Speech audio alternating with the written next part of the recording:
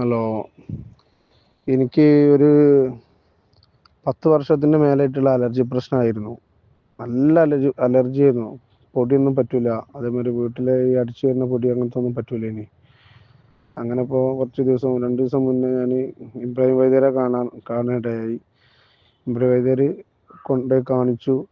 അപ്പോൾ അവിടുന്ന് ഒരു മൂക്ക് കെട്ടിക്കുന്ന ഒരു മരുന്ന് തന്നു. ഇപ്പം നല്ലൊരു ആശ്വാസമുണ്ട്. 2-3 ദിവസമായിട്ട് ഇപ്പം അങ്ങനത്തെ പ്രശ്നങ്ങളോ കാര്യങ്ങളോ ഒന്നും ഇല്ല. ഉള്ളത് ഒരു റാഹത്തുണ്ട്. ജലദോഷവും കാര്യങ്ങളൊക്കെ ആയിട്ട് ഞാൻ ഇബ്രാഹിം വൈദ്യരെ കാണാൻ വന്നിരുന്നു. ഞാൻ നീറാടുള്ള ആളാണ്. അങ്ങനെ ചെന്നു. ഒരു 10 മണിയായപ്പോൾ ചെന്നു.